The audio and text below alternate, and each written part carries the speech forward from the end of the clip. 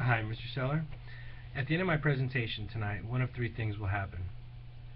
One, you'll have the opportunity to list your home with me. Two, you'll decide not to list your home with me. Or three, I'll decide not to take the listing. Any one of them is fine. Let's quickly take a moment to review the questions I asked you over the phone.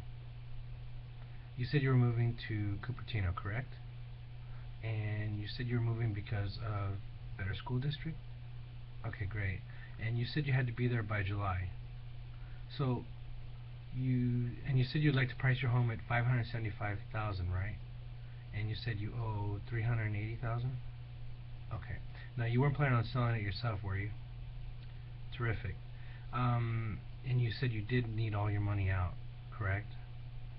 Okay, so now there are only two issues really that we have to look at to selling your home. Number one, it's the motivation to sell your home, and number two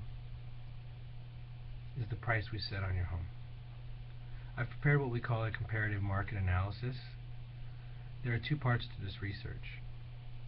Number one, we call Fantasyland. This is where homeowners wish or want to sell their homes for. And number two, we call reality. This is where real estate agents like myself list and sell homes for. We're going to have to decide today where you want to spend your time. So the purpose of the comparative market analysis is to determine value in the eyes of the buyer. Do you know how buyers determine value? Buyers determine value by comparison shopping. They look at the price of your home based on its features and benefits and compare it to other homes and their features and benefits.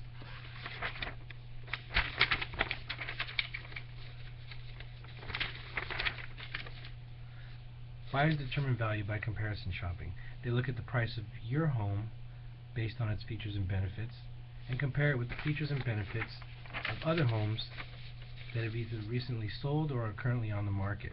Does that make sense? So for example, if you were going to purchase a new car and one dealership had the car for $20,000 and another dealership had the same car for $20,000 but it had it packaged with CD player and fancy rims, which one would be more valuable? Why? So what if the first dealership put the car with no CD and no fancy rims on sale for $15,000? Now which one would have more value? Why? Okay, so as you can see, if you want to increase value, you either A, lower the price, or B, have more features and benefits for the same price. Does that make sense? Okay, good. So unless you're planning on adding more features or benefits to your home, were you? Okay, well then price is the only issue. Can you see what I mean? Let's look at this home. This home is just like yours.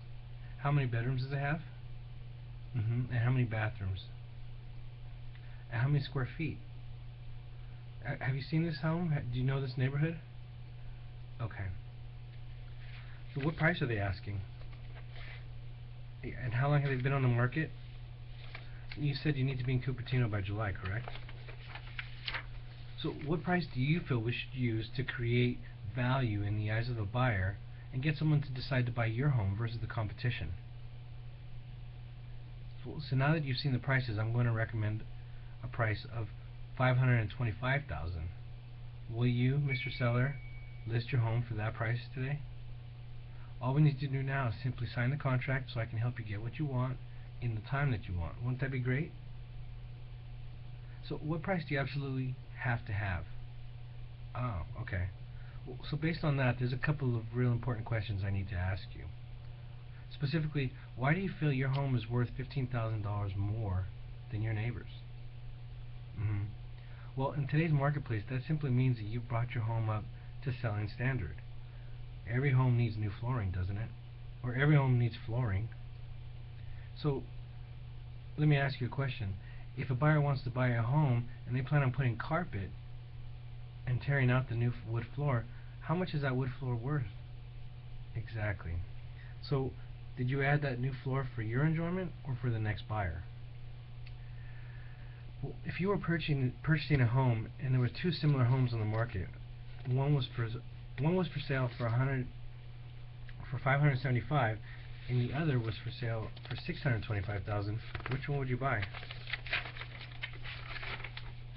wouldn't you use the extra $50,000 to do what you want with the home? And don't you think most buyers feel just like you, don't they? Of course they do. So that's why I want to recommend a price of $525,000, so we can get you to Cupertino in the time that you want. Wouldn't that be great? All you need to do is simply sign the contract, and I can get you what you want in the time that you want.